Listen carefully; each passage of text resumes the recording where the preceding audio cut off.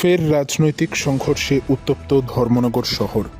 ২৬শে নভেম্বর বুধবার এমনই দৃশ্য পরিলক্ষিত হয় উত্তর ত্রিপুরা জেলার জেলা সদর ধর্মনগর শহরের সেন্ট্রাল রোড এলাকা। জানা যায়, সেন্ট্রাল রোড এলাকায় প্রথমে কংগ্রেস দলের বিক্ষোভ মিছিল ও পথ অবরোধ সংঘটিত হয়। পরবর্তীতে তার প্রতিবাদে বিজেপি দলের পক্ষ থেকে এক বিক্ষোভ মিছিল বের হয়। মিছিল শেষে কংগ্রেস ভবনের সামনেই বিজেপির কর্মীরা পথ অবরোধ শুরু করে।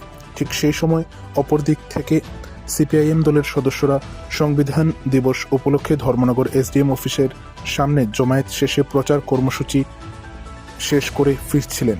অভিযোগ, সিপিআইএম কর্মীদের ফেরার সময় পথ অবরোধে থাকা বিজেপি কর্মীরা হঠাৎই তাদের উপর হামলা চালায়, এমনটাই অভিযোগ করেন সিপিআইএম নেতৃত্বরা। ভেঙে ফেলা হয় সিপিএমের মাইক, বাদ্যযন্ত্র, টুকটুক ও দলীয় সামগ্রী।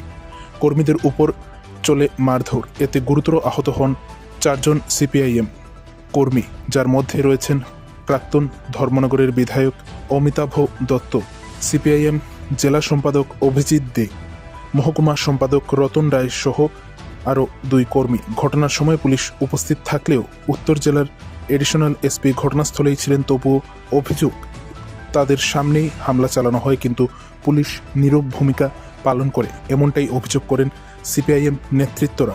সাংবাদিকরা ওনার কাছ থেকে প্রতিক্রিয়া চাইলে তিনি স্থান ত্যাগ করে চলে যান বলে জানা যায়। এরপরই পরিস্থিতি আরও উত্তপ্ত হয়ে ওঠে। অভিযোগ, বিজেপি কর্মীরা ধর্মনগর জেলা কংগ্রেস ভবনে হামলা চালিয়ে ভবনের আসবাবপত্র ভাঙচুর করে এবং কয়েকজন কংগ্রেস কর্মীকেও মারধর করে। আহতরা বর্তমানে জেলা হাসপাতালে চিকিৎসাধীন। ২৬শে নভেম্বর বুধবার দুপুর আনুমানিক 1টা নাগাদ এমনই দৃশ্য পরিলক্ষিত হয় ধর্মনগর শহরে। We shall overcome. We are not alone. We are not afraid of. The truth will make us free. আমরা করব জয় নিশ্চয়। আমরা একা নই, আমরা ভীত নই, সত্য মোদের সাথে আছে। ইনকলাব জিন্দাবাদ, বিপ্লব দীর্ঘজীবী হোক। কমিউনিস্টদের খতম করা যায়, কিন্তু কমিউনিস্ট মতাদর্শকে খতম করতে পারবে না।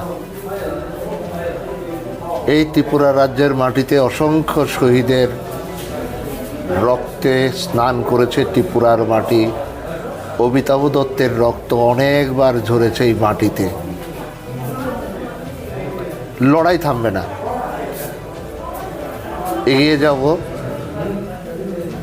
বিজেপি আরএসএসের আলখেল্লা পড়ে দানবের তাণ্ডব দেখেছে ধর্মনগর শহরের মানুষ আজকে।